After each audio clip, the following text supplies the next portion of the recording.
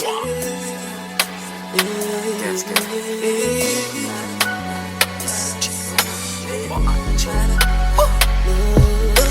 over.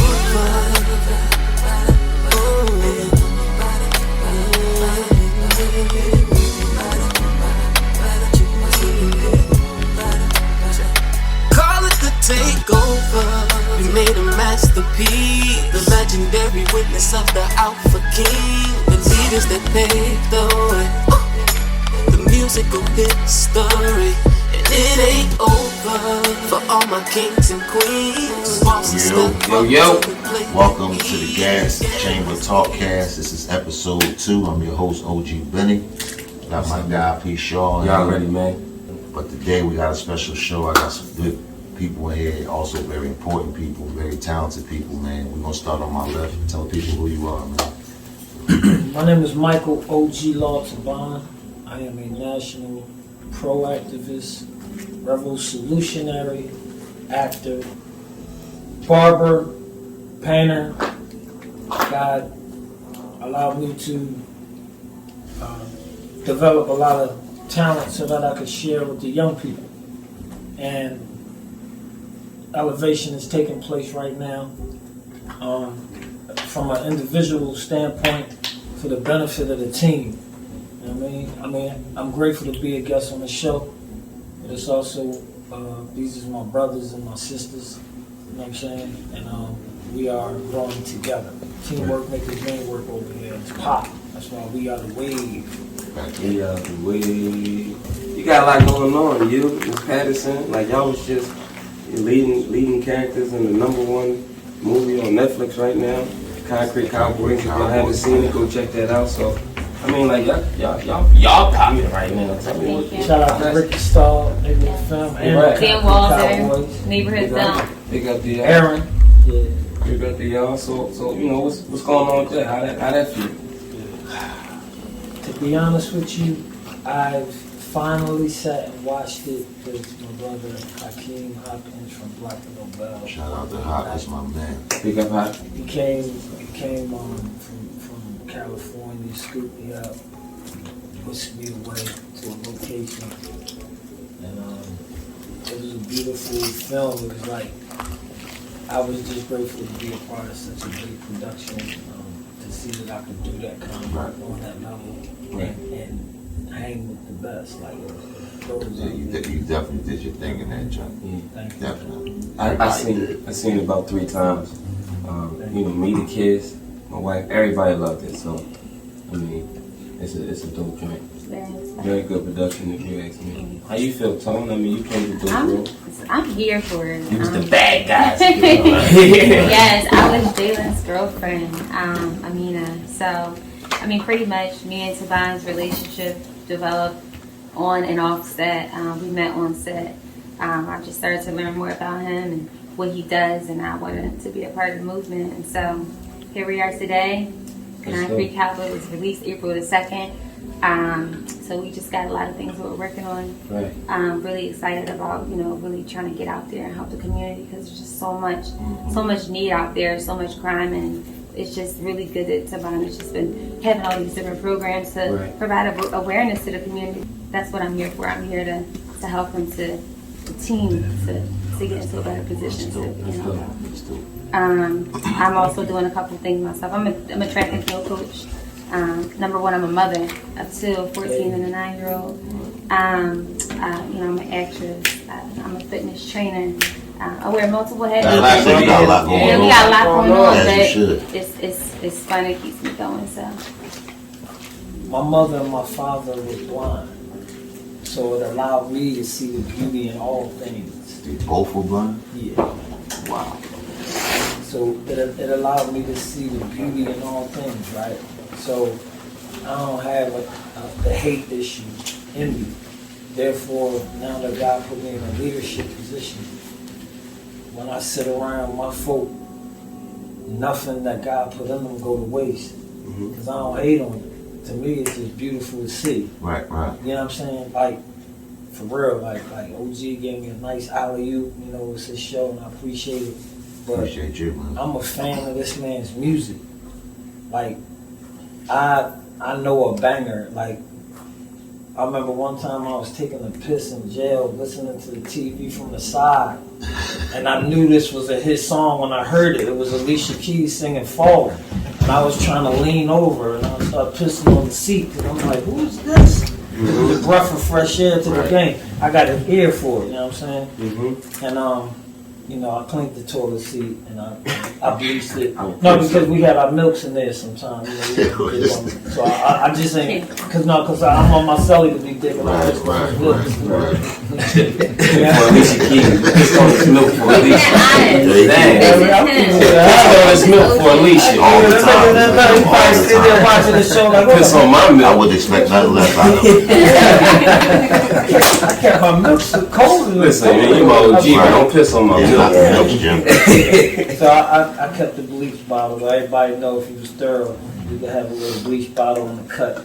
That's dope. Wang. So glad you was saying you a fan of OG music, man. That's Yeah, how we make it hits, no misses. Yeah. Listen, it's deeper than that, though, bro.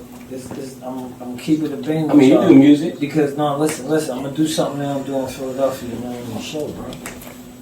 Because I'm an artist. I can rap. Right. And see, that's what people be thinking about as soon as they hear somebody else that can rap. Rap for real. This nigga ain't playing. Oh shit, what I'm gonna do? Alright, I'm gonna turn my game up. Nah, they don't know how to be like, dude is amazing. Yeah. Right. And so you never get to see the next Teddy Pendergrass and the next Patti LaBelle. You know, these next great people out of Philly. We are those people right now. OG Benny is the new Schoolie D. Straight up. I don't want him to think this music sound like Schoolie D. No. If you know, if it's such a generational gap that you gotta know a lot to be able to say, when Schoolie D dropped Saturday Night, he was the voice of the streets out there. He made PSK is making that green. Right. People always say, what the hell does that mean? P is for the people that can't understand. When he laid it down, he repped it so hard that it became a part of the movie. It was in King of New York. Eric B. and Rakim took the You Know I Got Soul beat from him. Can I say something? He was the one that used that beat first that came from James Brown. Hold on, can I But say a lot of something, people man? don't know that history. The song was called, if you listen to the sample, it says it in the background, just talking about sex. And he said, what did he say? He said, I saw my boy, he do a doggy style right on the floor. This one you believe you miss me. Girl in the front, you know you want to kiss me, just do it. We know. So, but how many of y'all don't know on camera? How many of y'all don't know the history? So when I say he's the Schoolie D of the right now, when you listen to his music, you know you want to be in a car real bad, banging him down the street. That's what I'm. That's Hall. Well, hold on. Can I Say something. Introduce yourself. My fault. I'm sorry. I'm on a good brother show. So I'm Jukes Money, Latin liaison, Johnny Jukes Valle. I'm an artist, life coach, founding member of G-Law and New Generation Foundation, and a lot of other things, right? And this is the team. So what I wanted to add to that was me and he was Benny a signed talking rapper. earlier. Yeah, I was already signed and all that. That's all for another show. This is about you right now, brother. But yes, I just wanted to add something to it. So with the Schoolie D thing. So me and OG Benny was talking earlier, and I was kind of like saying the same thing, but it's even bigger than that. Schoolie D actually started the whole West Coast movement that y'all hear. the gangster rap. The whole reality rap, that's basically where he's a master at. The reality rap. That, you know, that the newspaper, like, you know what I mean? When you read in the real stuff in the newspaper, it's real, it's authentic. And I wouldn't even stand next to him if he wasn't authentic. He's really authentic. Go check his music out. He's an animal with it. Go get it, bro. And I'm giving him his flowers right now. And I've been saying this. Jokes on you, giving OG Benny flowers. Big up to OG Benny. Big up to OG Benny. One more thing though. One more thing to add, and then I'm done with the road. I've been saying something for like 4 years in the basement to my man P. Shaw and the people around. in the background. I've been saying that Prezi is the best rapper out here. Right? The president. We got Now, the somebody just recently said Oglaw is the Philly DMX. If I'm the Philly DMX, then Prezi is the Philly Jay-Z. That's big. You better listen, man. If you want to hear somebody that can rap, don't get caught up in the cadence, because he can wow you with that, and you'll get lost in that wave. You gotta pick his music apart. I took his music across the country and back. I went to every hood with every real dude. Every real dude, when I was banging his music, turned around and said, Gio, who that? Who the boy? You gotta send me that. I need that. That's right there. I need, what he say? Back that up. I need that. This is present.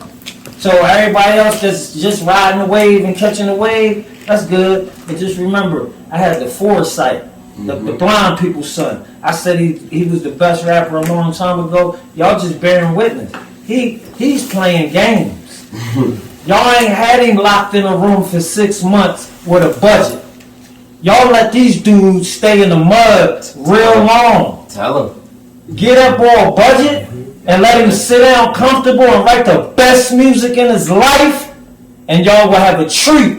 Stop robbing him. All y'all beat makers, if y'all want y'all beat to become something, you need to shoot them down here to P Shaw Productions so that OG Benny, Prezi, and myself. And my man Jukes Money too. You'd be surprised. There's some legends over here. So, outside of all the hats that you wear, what else do you have going on as far as the community things that you have going on? Sure. So the track team that I coach for is for underprivileged youth in the city. That's just really important because it's a lot of kids in the city right now who don't have those opportunities to be able to, afford a camp or, and so the track team that I coach for is for Athletes Academy. It's free. Only responsibility from the parents is to, cover uniforms and whatnot. That's just really big in my opinion because, I ran track and, things cost, but, we're offering the service to kids and youth, so they can get out there. They don't have to be in the house, and it's just an alternative to, the violence and things that's going on. Also, I'm doing a lot with OG. Right. We have some things coming up, trying to get out into the community. We're trying to get this mobile trailer going so we can, come together as a team and get out there in the community and, start helping out and, just starting doing different projects with them. Let me ask you a question. Yeah. Where do, in your opinion, where do we start? Like, what's the root? Like, what do we attack first? You have to meet the youth where they are. You have to accept them for who they are. So I feel like that's the most important in all of it. And I feel like once you can address that, it's more so like a psychological thing because there's so much going on. And the youth are going through so much, and they're not going to just openly, come out. You have to mentor them. You have to work with them. You have to be one-on-one with them and be transparent. You know what I mean? And I feel like once you start to develop that relationship with them, then other opportunities will open up. I agree with that. I think that we have to. I think like the program that you have, that you're a part of. I think we're not you. I'm just saying in general, like within the city. I think what we fall short is that these programs don't last. Right. And you get these kids turned on to something, and they start loving it, liking it, being a part of it, and then when they come, it's like, oh well, it's shut down. Mm-hmm. We can't do it no more. So it's like, what do you think the kid is going to do? Right. Go back to and what then they were also doing like, before. And then they're going to feel like later on in life, a kid may feel like, I don't want to try nothing like that no more because I was already let down. Then that rejection. Yeah. And that's another thing. Like sometimes I don't feel like going to practice. I want to go to sleep, or I'm tired, or I have things that I want to do, but I enjoy doing it. And at the end of the day, it's not about me. Mm-hmm. You know what I mean? It's about giving back, and it's about serving the community. You know what I mean? Because if we don't do it, who's going to do it? You know what I mean? It's true. So I just think that it's just so important for so many people, for people to just get out there and volunteer and just, help out, reach out, like just doing something small. I got involved because I reached out. I was like, I want to do some volunteering because I'm trying to go back to school for sports management. So I reached out to the track club. I said, I want to volunteer. And they said, come out. They wanted to see what I was gonna do. I came out, and I've been coming out ever since for the past 8 months, and I enjoy it. So, I mean, whatever you enjoy doing, just get out there and just do something. You know what I mean? Something is better than nothing. Something so small you think is so small, it can go so far. Yeah. And I it's so always beneficial. wanted to do something for the kids. I lost my son out here, so it's like me. I always wanted to do something for them. Like I always wanted to do little stuff like have a basketball team, like, but something consistent. Like you know what I'm saying? Like all year round, summer league, winter league, like all. You know what I was telling you? I want to do. I want to put together like a baby NBA. Like you know what I'm saying? Like everything the NBA got, these kids have. You know what I'm saying? Like I wanted, but my thing was like. Now I really wanted to do it even more, but it was just hard for me because people don't do it with the intentions in their heart. They do it with, I can steal a little 5,000, I can steal a little 1,000, or just to say, oh yeah, I did that. My name is on it. Yeah, I'm a part of that. Me, my team. Like, for me, anything that I want to be a part of, I want the people that I'm doing it with to do it for the reason that I'm doing it. Passion. Yeah, it has to be some passion behind And it just makes it so much more effortless when it's genuine, when it's coming from your heart. You know what I'm saying? Because just to touch back on them kids, like they know when you for real. Like they know if you just. Oh yeah, they can read it. You know what I mean? Like, Spirit They and can read energy. it. you gotta really like. Their innocence calls them to operate off the energy first. You know what I'm saying?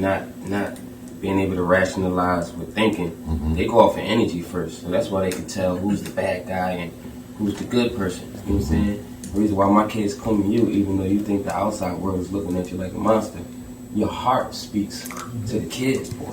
I think that's what a lot of people Always don't have. understand about him. I think that people look at him. It's a book judge. It's what you say. What they call it, judging the book by the cover. Right. I think that's what they do when they look at him until you get to know him and talk to him. And then you be like, oh shit, It's so he much is more. like that. So Yes, much it more. is. Like I been seeing Oglaw in the jail thing online speak. I've been seeing him, but then it was like once I got to really sit down and be around him, be in his crib, we talk, he start sharing ideas with me. It was like, damn, a lot of shit he do, it makes sense. Like, you know what I'm saying? Like, this shit makes sense. So it's like, I don't have a problem with assisting him with nothing he wants to do. Because I know why he wants to do it. Like, at the end of the day, everybody want to make some money. But with him, I could tell it's genuine. Like, he wouldn't give a fuck. I could tell that he would push a check to the side just to get the shit done. You know what I'm saying? And we need, it has to be more people like that, man. Sacrifice his last check just for the mission. Touch Yeah. it. You know what I'm saying? When I met Mike, shout out to Dom Shiz. Dom Shiz brought Mike to me. Right. Also known as Oglaw. He Shout came out to with, Don Shit. yeah, pick up the Dom. Dom's still out here working heavy. Right. But Mike came to me with a song God called bless Bury the you. Hate. You know what I'm saying? That was one of his missions and his initiative incentives was to bury the hate while he's still alive. Like anything for people like you that lost a loved one, a family member, whatever caused you to jump over the broom to make that decision to either kill, steal, destroy, bury that inside of you and see what comes on the other side. You know what I'm saying? So his whole mission was to tell the world, preach to the world, bury the hate. When he bring these little babies to me and said, I want these kids on the song because the kids is the future, Sean. I said, okay.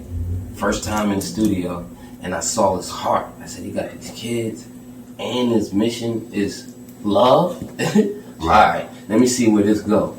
Mike showed me that I was doing anti-activism work, even just with doing studio work and having a bunch of people in the studio and taking them off of the street, Right. giving them an outlet to do something different and positive versus what the streets had to offer for them. And like he taught me so much in the years we had to work with. I don't know if you know that or not, but you're a phenomenal dude, man. Y'all tricking me out. Man. Like real shit. It's real, man. Like, Real shit, bro. it is what So, it is, man. Like, For me it to is sit back what it and, is, and man. see God break the levees for you finally.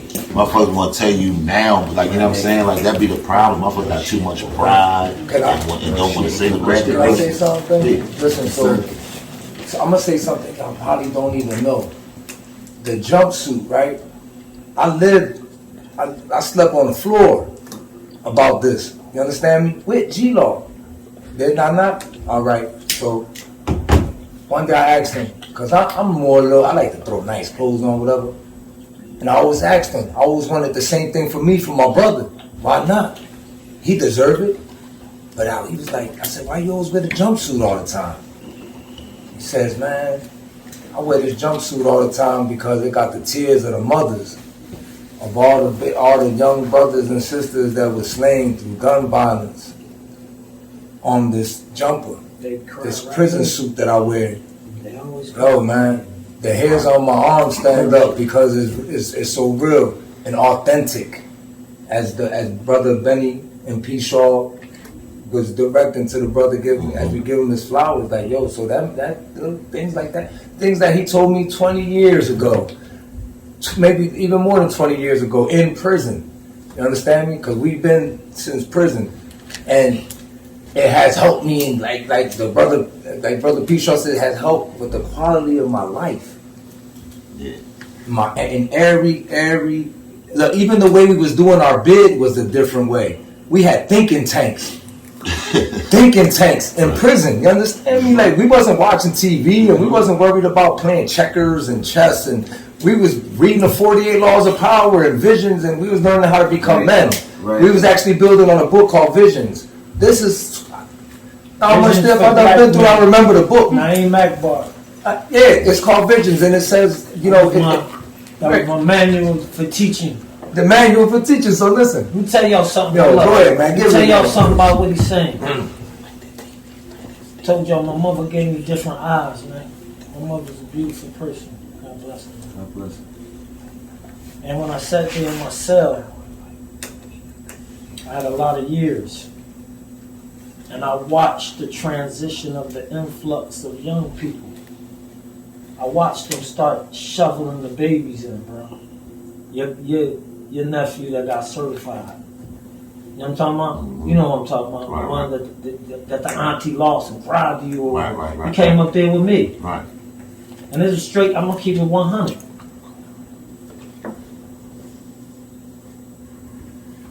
I looked out the window and I just scanned the whole block, and it was like 80 babies, 12 Ricans, 4 white boys, but most of them was black babies. Right. And I was watching how they was interacting with one another, watching how they would run in each other's cell and stab each other over shit. I'd be in the mock room in the dark, writing down shit, jotting shit down, being a social scientist, studying young human black male behavior. And it broke my heart so bad one time I just shed tears. Horrible. Like, I was like, oh my God, what the fuck is happening to us? You understand me?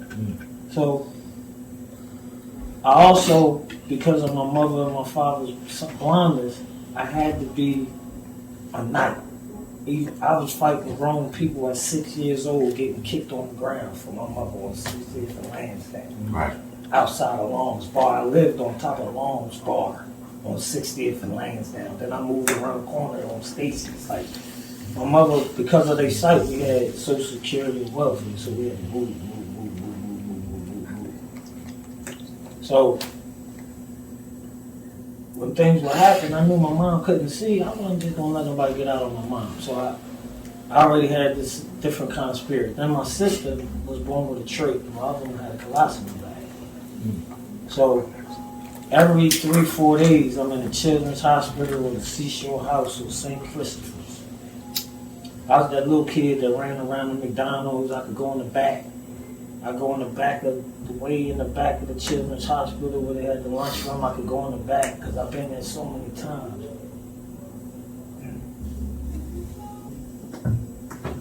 Oh, good, OG. So, but these people love my parents. And I ain't no traitor. I don't like traitors. Right. When I was in the jail cell and everybody gave up on me, it was God in me. Right. And when there wasn't nobody there to help my mother and my father, and I was the only kid in the sight, my sister would cough the trach out. My mom said, in the name of Jesus, Michael, help her, lips on the blue.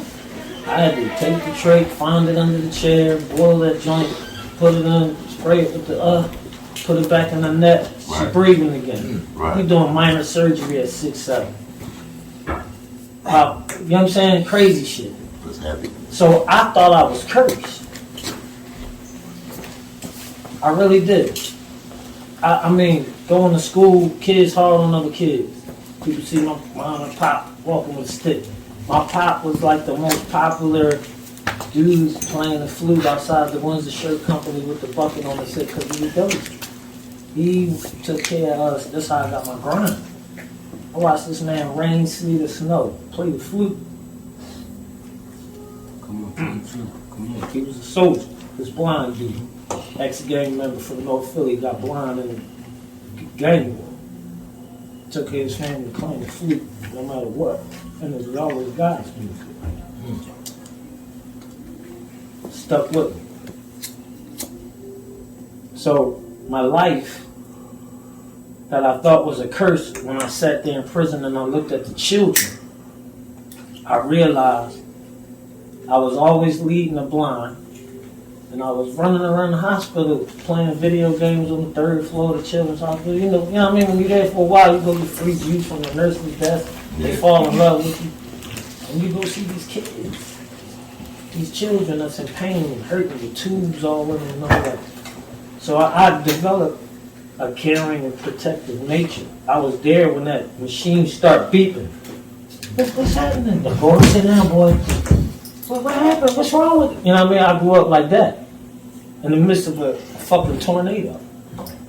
But I was always taught that if you stay in the midst of the storm, it's the safest place. And I was always taught that your enemies is your footstool, so I never run from them. I always stand there and I deal with them. You understand?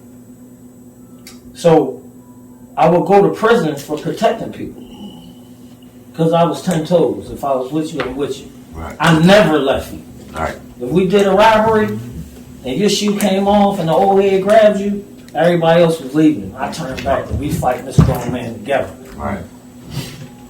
I could go into more stories that probably you wouldn't believe, but God is good. No, we I had a believe very you here. interesting We believe life. you here, Mike. Right. I I'm believe gonna say you know that what I had you a know. very interesting life, but I had honor amongst this thief. There was always honor. I think that's why my relationship is unique with the gangsters of Philadelphia.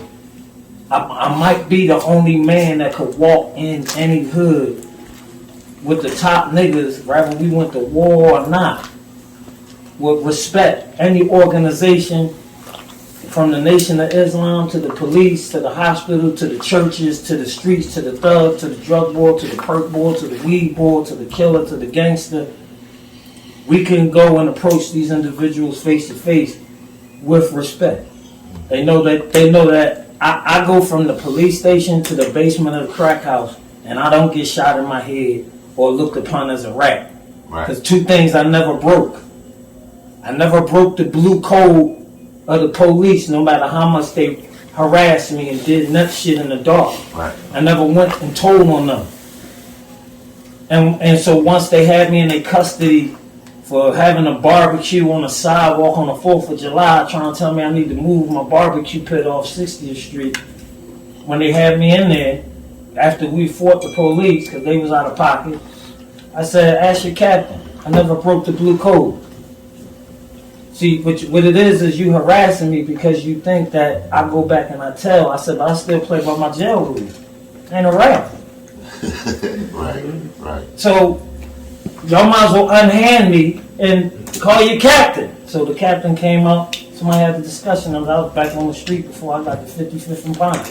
Because that shit counts. I know it counts because when you in prison and some shit go wrong, they know who to go to, and it ain't a guard. Mm-hmm. When shit go wrong, they go to certain men and say, make this right. We'll let you out the hole. Make this right. If you can make it right.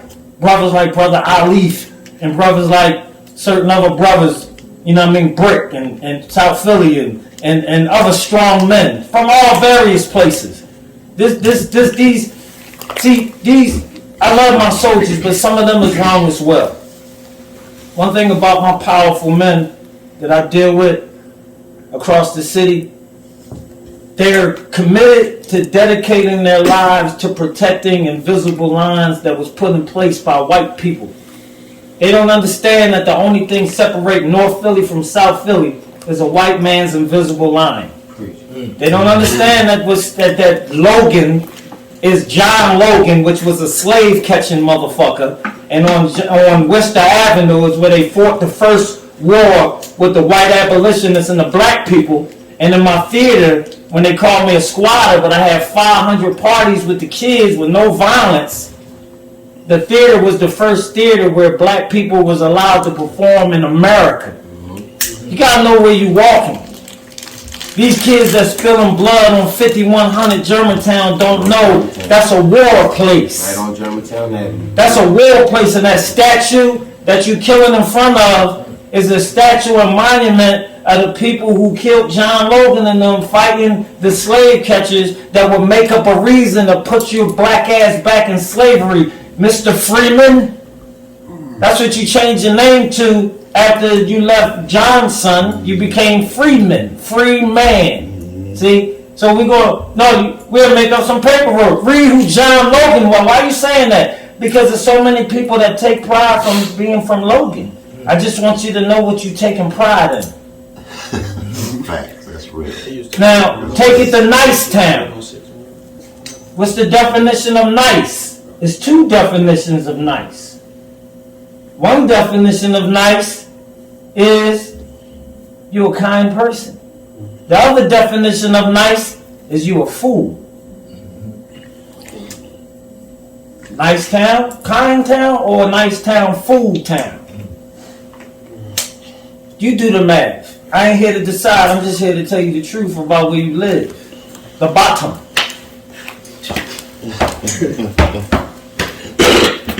That's real. The Badlands. Saigon. Beirut. Where we like to sit. In the back of the bus. After the lady damn near got her head knocked off to sit in the front of the bus. Like Carter G. Woodson say, we'll go to the back, and if there ain't a door back there, we'll cut one out so we could go in the back door.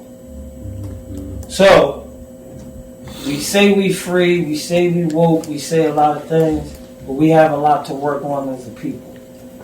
That's real, man. Everything, you just enlightened me on a lot of shit with the neighborhood situation. Like, I never in a million years don't think I would have researched that to find that out, or a regular motherfucker would have just told me that. The reason why that statement was important is because you young people are killing each other over internet beef that started 40 years ago over some thought named Tawana and some nigga named Ricky that was fucking from across town, and then they jumped somebody, and then somebody got stabbed, and it was all over Tawana's vagina.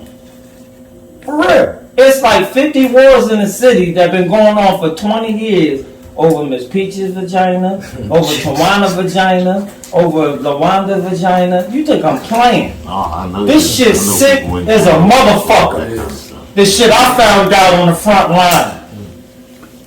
We fighting over thought pussy from back in the day. Just like the Muslims and Christians was fighting over, what was Abraham's wife and Sarah and Hagar? Muslims and Christians. What was the issue? Same thing in the streets that we fighting over? Prehistoric baby mama drama. You telling me Abraham had a baby mama that was pregnant living with him and his wife in the same house? How you think that went? Hagar said. So Hagar was sent where? To the desert, right? And she was pregnant with whose child? Abraham, the one whose seed was going to spread like the sand that the lady sent her to. Right? So who the people from the sand is the Muslims, right? And we know who Sarah represents, the Christians, correct? But an angel visited Hagar. The Christians won't acknowledge. Said, yo, why you out here like this? Sarah, my maid servant or whatever, she said I had to go. And she sent you out here? Oh, she sent you to die, huh? But guess what? Because Sarah ain't understand the poetry of God, she ain't realize where she sent. Hagar. So the angel told Hagar, your brothers ain't never going to get along with your other brothers. They go your Christian and your Muslim beef. But one day they will get back together, it says. And it was at their father's funeral once they came together. But they said they're going to get back together again. I'm going to tell you why, though. Soon. But watch. But they said, remember God said, I will bless you because they curse you? So, you sent it to the sand to die. What was under the sand? Oil. What? What was under the sand? You sent that lady to die, and when they dug 6 foot this, they found oil. So look at the blessing of the Christians that you walk, and you ain't get the same parable when the dude sold his birthright for a sandwich. That Hagar and Sarah, why was that important? Because unlike Mary with Jesus, Mary's womb was blessed. Not in this case in Abraham, it was his seed that was blessed. And the Christians like to try to find ways to deny that God gives gifts without repentance. And when everything that's legal in the marriage bed, so when Sarah told Abraham to have sex with Hagar, it was legal in the marriage bed. That's the law. God said, I came not to change the law, I came to enforce the law. They don't want to admit that Sarah was a liar. She almost got in trouble one time for lying. But they don't want to talk about these things. But they don't understand that our ancestors has been made to learn from their goods and their bads, not to just paint them as good just because they was on God's side. But why did he have a baby with Hagar anyway? Because Sarah thought that she was too old. She lost faith. So she lost faith. So because she lost faith, she gave away her gift. Her gift would have been, imagine her having that baby at 90 and her kids take the sand money and the whole Christian race. Was it 90 billion Muslims and 7 trillion Christians? Imagine. Now here's the twist though. You want to know why we losing in the streets from a spiritual perspective? Why did I even mention this Hagar drama that's just like the drama in the streets that y'all youngins killing over on the internet now? Right back to why we at war for some 40-year-old pussy. A kingdom divided against itself cannot stand. A kingdom divided against itself cannot stand. So, hey, Christians and Muslims all up and down Philly with the big beards and the crosses on your neck. How come the devil whooping your ass so bad? Don't jump on me and shoot me, please, for saying that. I don't want nobody to cut my head off and all that, because I know the law and how you feel, but I'm just asking you a question. I ain't really the one causing you problems in your household and in your community. It's Shaitan. Hey, Christians, it's Lucifer. Now, some people, they the same thing. And I think we probably should let God do the judging. I mean, hey, Muslims, you ain't tell them Christians that in the Quran to say that you could marry a Christian. Why would he say that? What? That ain't the same God and say that? They ain't know that? No, they ain't know that. Guess what else they ain't know? Oh, well, Muslims that say, but Jesus wasn't murdered, and these dudes made up many stories, his homies, about how because he wasn't murdered. Well, Jesus wasn't murdered because he came to give his life. Murder means you took his life. How can you take something that I came to give? That's like I come to give you $20 and you go and tell people you robbed me. So they don't understand. Just like they don't understand that the Quran and the Sunnah. The Quran and the Sunnah is, look, the mat, right? The mat, the way, the Sunnah. That ain't no beard. The beard is a lick yet. The Sunnah is the way. So today I perfected, God said, your religion. I left you the Quran and the Sunnah. Well, what the Quran do is it confirm that the Bible is true. Through a man who couldn't read and write. But they don't tell the story correctly. See, the Christians don't know that kind of stuff. See? And they don't know that that Muhammad came around the time when the Muslims who was worshiping the daughters of Allah with the 3 stars, with the moon, had taken over the Kaaba. Taken over Abraham's temple. And they was idol worshiping basically in the church. And so God sent one who believed in one God to go take it back, and that was Muhammad. And Muhammad talked about Jesus 10,000 times in the Quran and talked about himself 400. Muhammad was a Jesus fan. But they don't want to tell you that. You know why? Because look at the devil running rampant up and down the street. You know why? Because a kingdom divided against itself cannot stand. And it's the same God, clearly. But you won't let God judge. You judge it. Y'all know what y'all experiencing right now? This is called ghetto gospel. Ghetto fit. Just the shit they ain't teaching in church. Baby mama Mad drama. shit. We gonna divide God's kingdom over Shit Sarah they talking and about. Hagar's baby mama drama. Now guess what's gonna bring you all back together? Enough of your children gonna die. Enough of your children are going to die. Over simple things like, children, obey your parents and the Lord, for this is right, so that your days will be long on the earth. And you'll wonder why you dying young. It's so simple. And police officers who are now getting shot by people in the streets, it says, with the same judgment you give will be the same judgment you receive, but you won't believe the same book that you make me swear on when you give me 25 years. I rest my case. I really hope that y'all show y'all kids this episode, man. Like, sit your kids down and like, yo, watch this, man.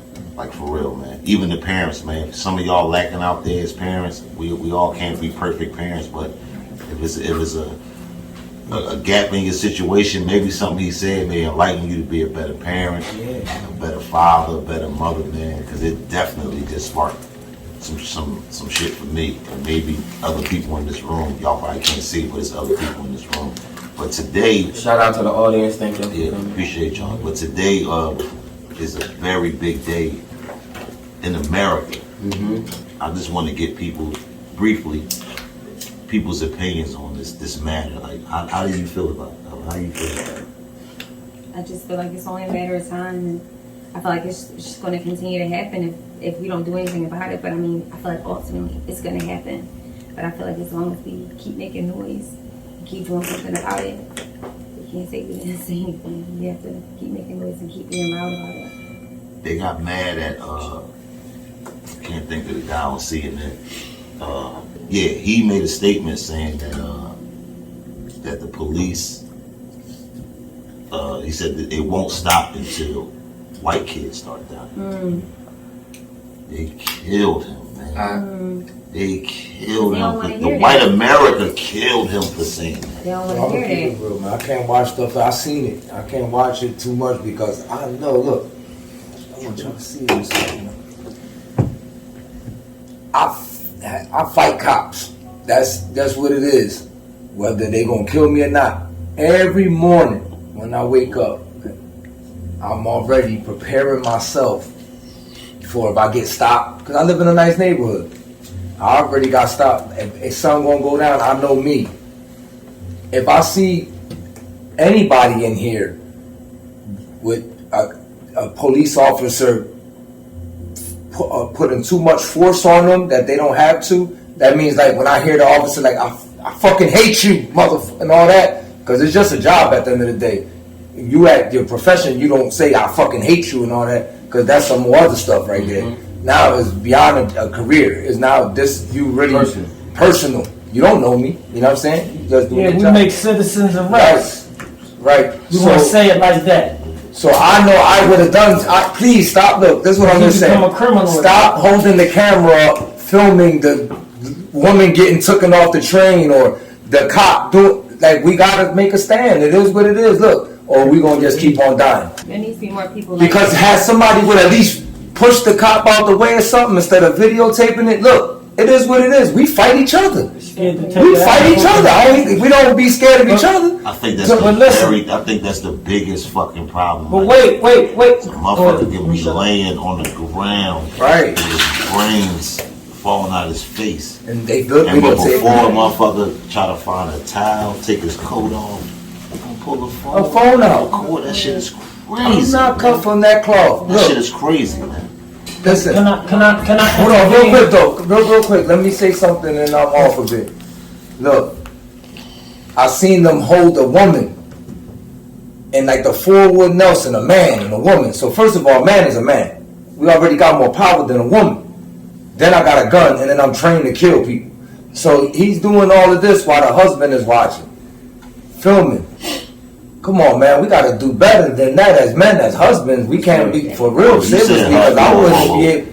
You said her husband Was watching it while this man had his wife and one. That's the day I would have died. Yeah, and so I'm just telling you where I'm at with it. I would have died right there. You crazy? There's no way in the world. Like, how big of a pussy can you be? I don't care if you never had a fight in your life. I don't care if you don't have a tough bone in your body. That's your fucking wife, my nigga. I would be ready to smack a nigga mustache on the roof for cursing that mouth. Like, you know what I'm saying? Like, is you crazy? Like, put in a fucking wrestling move and I'm gonna stand there and watch that? You tripping. You tripping. May I? You tripping. Wait, listen. Yes. Let's look at human beings like phones. If I delete Instagram on this beautiful iPhone, and I delete Facebook, and I delete Google, I can just push a couple buttons, make them all shake, push a little X. You sure? Boop, you gone. Now I ain't got it no more on the phone. I got all the memory. I got all the capability in the world. I have all the potential on my iPhone. But I don't have the applications downloaded. Quickly. I testify that these young people that come in their basement put their guns down and pick their microphones up. I testify that these young people that come in their basement to make shirts put their guns down to pick the t-shirts up. Every time they come out with my basketball court, these young people put their guns down to shoot in and not out, to shoot in and not up. Every time we do something with our young people, they are alive and well. You are looking for programs that already exist by anointed people who do it by nature. If you need something to fund Mayor Kenny, for the man who stood up in a place where you was at getting harassed, and I stood up for you. You owe me one. We're men. Look at me. You know you owe me one. You owe him one, man, Kenny. Listen, you man. owe me one. I stood up for you when nobody would. Remember me? OG Same suit. OG you owe me one. We feel your passion. And look out for my youngins with the best program. You can follow Oglaw at Oglaw on Instagram. You can follow me at official Miss MS Toni Patterson. Or you can follow me at official Neves NEVES.7 on Instagram. Jux Money. Oh man, I'm just Jux Money, and you can follow me at Jux Money on Instagram, and it's just that simple. There we go. Go ahead, Sean. Tell him. Go ahead, man. You already know, man. It's your boy, the King of Philly R&B. Peace out. It's been an honor. I love y'all. I'm your host, OG Benny, man. We appreciate my guests for coming through, man. I wish we had more time, but we got set up kind of late. But just tune in everything we got going on, man. Everything Gas, man. Gas Station Radio should be up and running in about 2 weeks. GasStation.com. Yeah. I want to thank my guy, DJ Revolver. My boy Reno Sinatra. Can't see everybody. Punch. Thank you, Lacey. Lacey behind the camera. Ken, executive producer. Joey Zaza. Make sure y'all catch the movie. Concrete Cowboys is out there. It's on Netflix right now. It's out right now, man. How can they have the horses? Yes. Gas, yeah, the horses. Yes. If y'all want to support the movement, y'all can check out Neighborhood Film Instagram page and go to the GoFundMe page and help out the horses. We out here. Love y'all much.